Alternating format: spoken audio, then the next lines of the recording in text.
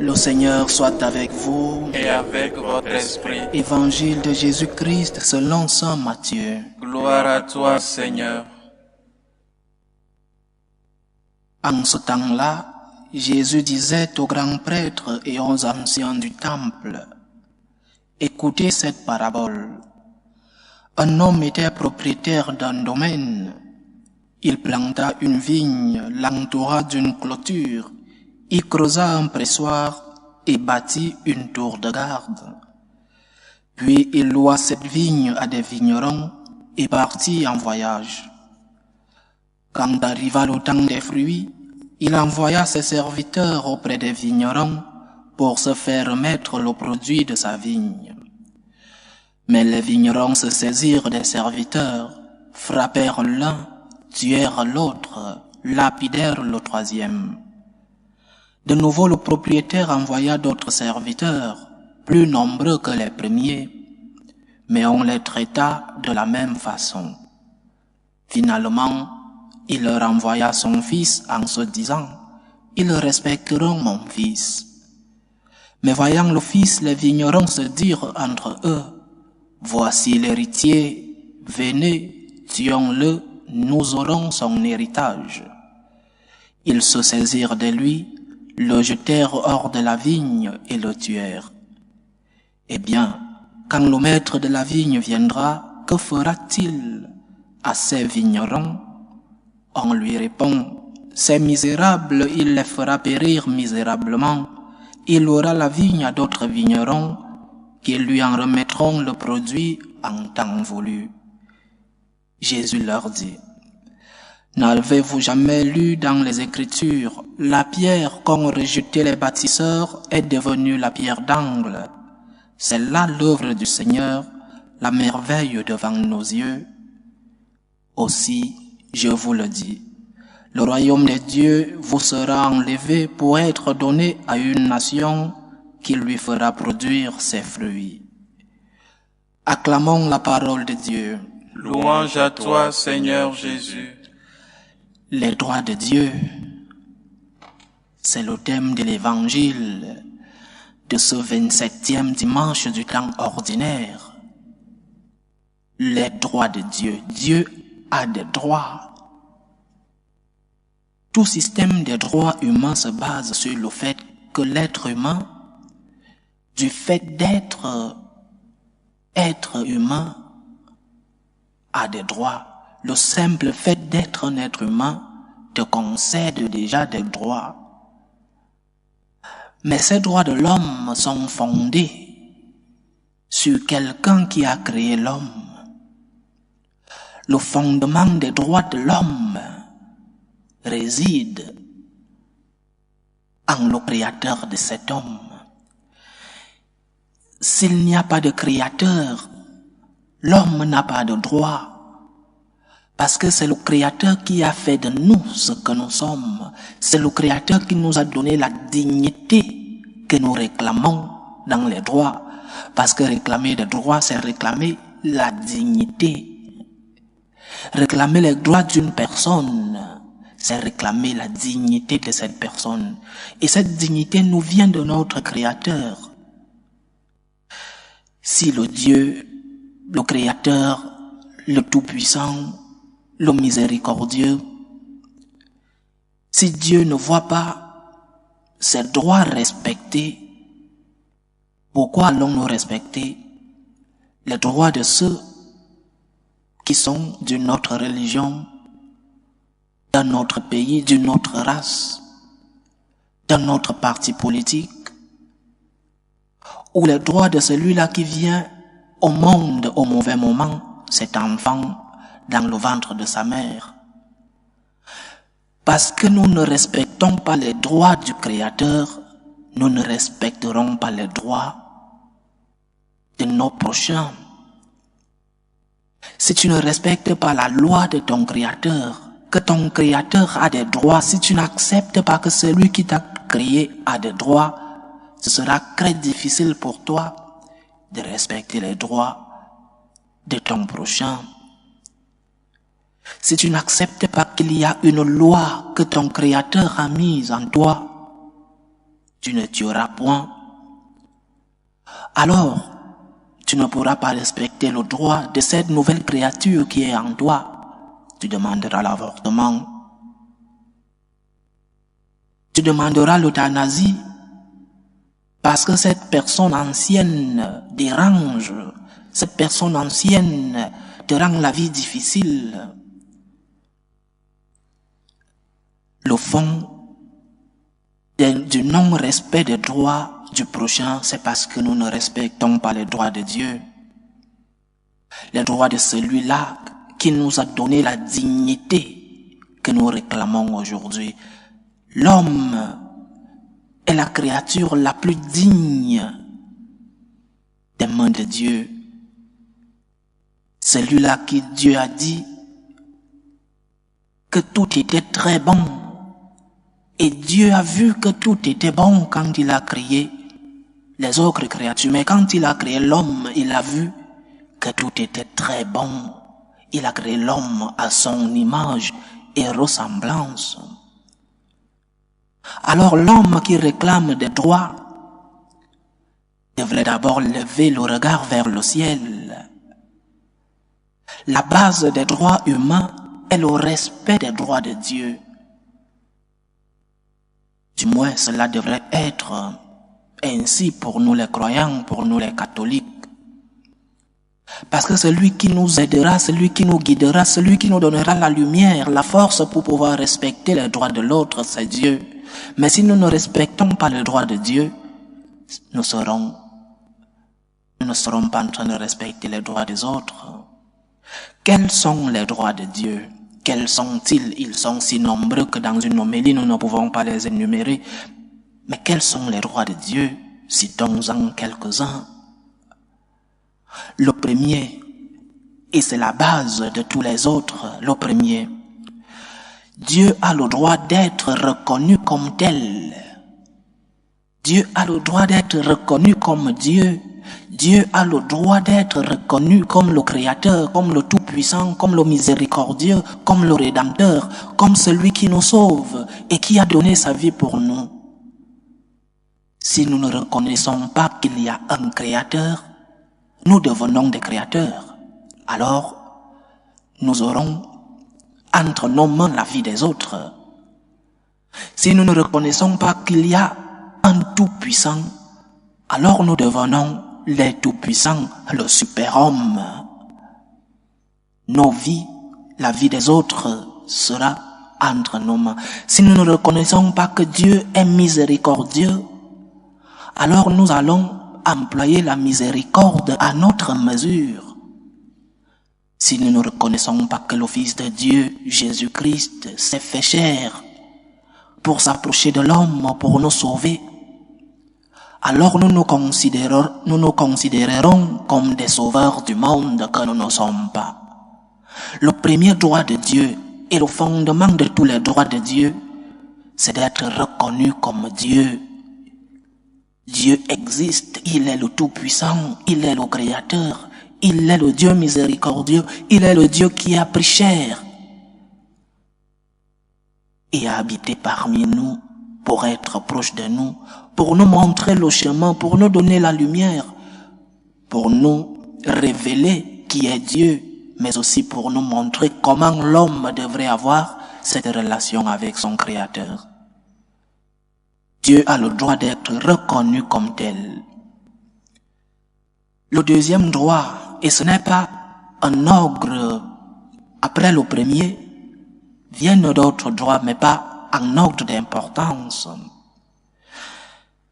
Le deuxième droit de Dieu, c'est que nous devons lui consacrer du temps sur le temps qu'il nous a lui-même donné. Sur les 24 heures par jour que le Seigneur t'a donné, combien de temps lui consacres-tu? Tu lui donnes des miettes de ton temps. Lorsque tu es déjà fatigué dans la soirée, après une journée de travail ou alors une journée à ne rien faire, comme disait Saint Paul, nous sommes si occupés à ne rien faire. Combien de temps consacres-tu à Dieu? Dieu a le droit que tu le consacres un temps du temps qu'il t'a donné gratuitement. C'est un droit de Dieu, ce n'est pas une faveur que nous faisons à Dieu. Dieu a le droit que tu lui consacres du temps dans la prière, du temps à l'Eucharistie, du temps dans la méditation, du temps dans une lecture spirituelle, une lecture formative. Dieu a le droit que tu lui donnes un peu de temps sur le temps qu'il t'a déjà donné. Et je repose la question. Quel est le temps que nous consacrons à notre Seigneur? Des miettes? Avons-nous dans nos programmes quotidiens écrit quelque part le temps que nous consacrons au Seigneur? Quand nous nous levons le matin, nous faisons un programme, j'irai à tel endroit, j'irai à tel autre rendez-vous, j'irai à tel. Mais sur nos petits papiers, sur nos plans du jour, il est très difficile de trouver une note qui dit « Je serai avec Dieu à telle heure ». Dieu a le droit que tu lui consacres le temps qu'il t'a déjà donné. Ne lui donne pas les miettes de ton temps. Donne-lui un temps proportionnel à l'amour que tu as déjà reçu de lui. Donne-lui un temps proportionnel à ce qu'il est. Il est ton Dieu, il est ton Créateur. Un autre droit de Dieu. Dieu a le droit que nous prenions soin de la nature. La nature qui est aussi une création de Dieu. L'homme n'est pas propriétaire de la nature, l'homme n'est qu'un administrateur de la nature. La nature est créature de Dieu.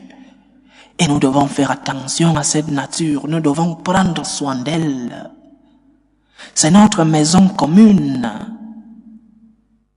Si nous ne prenons pas soin de la nature, si nous nous faisons propriétaires de la nature, nous sommes en train de nous mettre au même niveau de Dieu, ou alors à un niveau plus élevé que le Seigneur. Dieu a le droit que tu prennes soin de celle-là qui est aussi une créature comme toi. C'est vrai que l'homme est la créature la plus aimée du Seigneur, mais il y a d'autres créatures aimées par Dieu parce que Dieu a créé par amour. Si tu ne prends pas soin de la nature, tu n'es pas en train d'accomplir ce que Dieu a t'a envoyé faire sur la terre. Prends soin des autres créatures de Dieu. Prends soin de la nature. Dieu a le droit que nous respections ce qu'il a envoyé, ce qu'il nous a ordonné dans notre relation avec le prochain. Comment traites-tu ton prochain? Traites-tu ton prochain comme le Seigneur veut que tu le traites? Traites-tu ton prochain comme le Seigneur t'a traité? Le pardon. Pourquoi ne pardonnes-tu pas? Parce que le Seigneur, lui, il t'a toujours pardonné. Parce que le Seigneur a un cœur plein de miséricorde et qui t'a toujours pardonné, qui a toujours passé la page. Quand tu vas lui demander pardon, pourquoi ne fais-tu pas de même? Pourquoi ne donnes-tu pas une réponse au pardon que le Seigneur t'a déjà fait? La compassion. Où est notre regard? Que voyons-nous? Que faisons-nous des yeux que le Seigneur nous a donnés? Nous voyons autre chose. Nous nous occupons seulement du nous, du moi, de l'ego. Dieu a le droit de recevoir de toi compassion pour ton prochain, charité pour ton prochain, générosité. Lève les yeux, regarde autour de toi. Des personnes qui ont besoin de toi, non seulement un sourire, un bonjour, une aide économique, une parole de consolation. Dieu a le droit de trouver cela en toi, parce que lui t'a déjà tout donné, il t'a pardonné, il a donné sa vie pour toi. Il a eu de la compassion pour toi. Il a été charitable envers toi. Et la réponse que tu lui donnes, que tu devrais lui donner, c'est de faire de même pour ton prochain. Mais ces droits de Dieu que nous avons cités, il y en a d'autres, peuvent se résumer en un concept qui est cher, qui nous est cher, nous franciscains de Marie, la gratitude. Dieu a le droit que tu lui donnes une réponse. Dieu a le droit de recevoir de toi une réponse de reconnaissance, une réponse de gratitude. Dieu a le droit de trouver en toi un cœur reconnaissant, un cœur qui sait qu'il a tant reçu du Seigneur, un cœur qui se pose la question, Seigneur, qu'est-ce que je peux faire pour répondre à tant de bénédictions que j'ai reçues? Seigneur, qu'est-ce que je peux faire pour toi? Parce que oui, nous pouvons faire quelque chose pour Dieu. Ne soyons pas des éternels récepteurs. Nous devons aussi tendre la main donnée. Nous pouvons aussi être des personnes qui demandent au Seigneur, après tout ce que j'ai reçu de toi, Seigneur, qu'est-ce que je peux faire pour toi? Dieu a le droit de recevoir de nous une réponse de gratitude. Et la gratitude, pas comme de la simple courtoisie, merci, mais la gratitude comme le remède de l'âme, une gratitude qui te naît du cœur, une gratitude vraie, une gratitude qui remplit ton cœur et ton âme. Souvenons-nous de la parabole des 10 lépreux. Les 10 viennent demander la guérison au Seigneur et les 10 sont guéris, du moins physiquement. Mais il n'y a qu'un seul qui revient dire merci au Seigneur. Et celui-là reçoit une autre guérison. Le Seigneur lui pose la question, mais où sont les 9 autres? Ceux-là n'ont pas reçu de guérison. Pourquoi c'est seulement le 1/10 qui vient dire merci? Et le Seigneur lui donne une autre guérison, la guérison de l'âme. La gratitude nous guérit l'âme. La gratitude nous amène à reconnaître tous les bienfaits que le Seigneur a fait pour nous. La gratitude nous amène à voir les choses positivement, à avoir un regard positif sur notre vie. Et ne pas passer le temps à nous plaindre, à regarder ce que nous n'avons pas ou à regarder ce que les autres en ont. Et toujours nous plaindre, baser notre regard sur ce que nous n'avons pas. La gratitude t'enseigne à voir les choses positivement, à demander au Seigneur les besoins que nous avons. Il est notre Père. Seigneur, j'ai besoin de ceci. Mais ne pas fixer son regard uniquement sur ce que nous n'avons pas. Si nous passons notre temps à remercier le Seigneur pour tous les biens que nous avons reçus de lui, nous aurons très peu de temps pour voir ce que nous n'avons pas. Dieu a des droits. En respectant les droits de Dieu, nous respecterons d'une forme meilleure les droits de l'homme. Défendons les droits de Dieu. Respectons les droits de notre Seigneur. Loué soit Jésus-Christ. À jamais.